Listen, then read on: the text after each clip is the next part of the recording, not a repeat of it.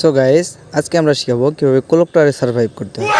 কোলকটারে survive করতে হলে কোলকটার সম্পর্কে সমস্ত খুঁটিনাটি বিষয় জানতে হবে। তো আমরা বেশি কথা না বলিয়ে সোজা ডুও দিয়ে ম্যাচটা স্টার্ট করে দিই এবং ম্যাচের ভিতরে গিয়ে তোমাদের বাকিটা বোঝাচ্ছি।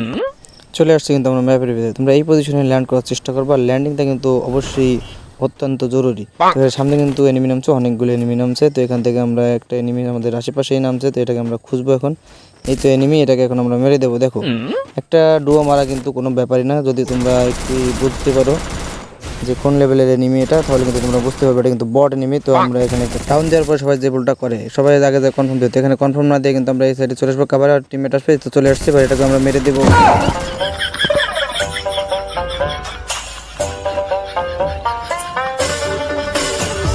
তো গাইস, পুনরায় আমরা আবার চলে আসলাম কোলকটারে। তো এখানে আমরা কোলকটারে এদিক সেদিক অনেকক্ষণ যাবত ঘোরাঘুরি করে কোনো এনিমি না পেয়ে আমরা ডাইরেক্ট চলে যাই ভেন্ডিং মেশিনে।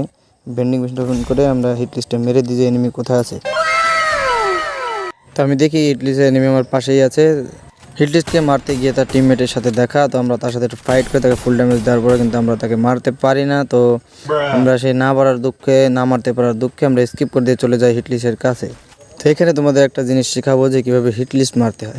তো হিট লিস্ট মারার পরে এনিমি দেখতে হবে কোন পজিশনে আছে, এরপর ঘুরে গিয়ে এনিমির পিছন দিক থেকে অ্যাটাক করতে হবে। তো আমরা এখান থেকে পিছের দিক থেকে আসছি, তো এনিমিটা কই আছে আমরা দেখছি চালের উপর আছে। আমরা কিন্তু এনিমির পিছন দিক থেকে আসছি এবং আমরা ফুল ড্যামেজ দিয়ে তাকে নক করে দিই। নক করে দেওয়ার পর এখন কনফার্ম দেবো ভাই ওর টিমমেট আসছে, আমাকে কিন্তু ফুল ড্যামেজ করে দিছে। গেমের মধ্যে গ্লোয়াল দিয়েছে কিন্তু প্যাক করার জন্য। তোমরা এমনভাবে প্যাক করবা যাতে এনিমিতে তোমাদের ভুলেও মারতে না পারে।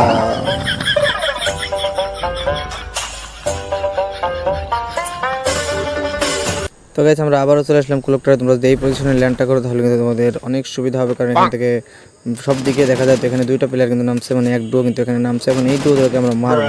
তো এই ডুওটাকে সামনের দিকে নামছে, আমরা এখন সামনের দিকে দিয়ে ডুওটাকে ওয়াইপ আউট করে দেবো। তো এই সামনে একটা প্লেয়ার, তো এটাকে আমরা অনেকক্ষণ যাবত খোঁজাখুঁজি করে এখানে এসে পাই। তো এখানে পাওয়ার পরে কিন্তু আমরা তাকে ডাউন করে দিই।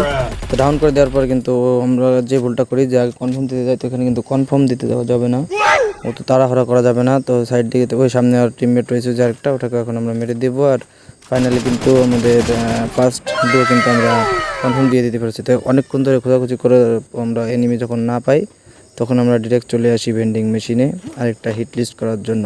তো হিট লিস্ট করতে হলে কিন্তু তোমাদের অতি করতে হবে, সাবধানতার সহিত হিট লিস্ট মারতে হবে এবং কোথায় অবস্থান করছে সেটাও কিন্তু লক্ষ্য করতে হবে।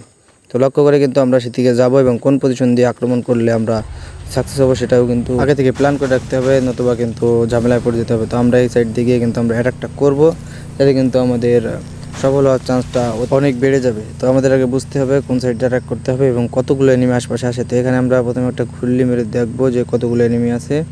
তো এখানে অনেকগুলো এনিমি আছে, সামনে যে এনিমিটা আছে এটাকে আগে আমরা মারবো, তারপরে অন্যদিকে যাবো। তো এখানে আমরা নামবো, এখন নামার পরে এই গ্লোয়ালের ভিতরে যে এনিমিটা আছে এটাকে আগে মারবো। ওই যে দেখতে পাচ্ছি এনিমি কিন্তু আছে এর ভিতরে একটা, যে আমরা এখন ঢুকে গিয়ে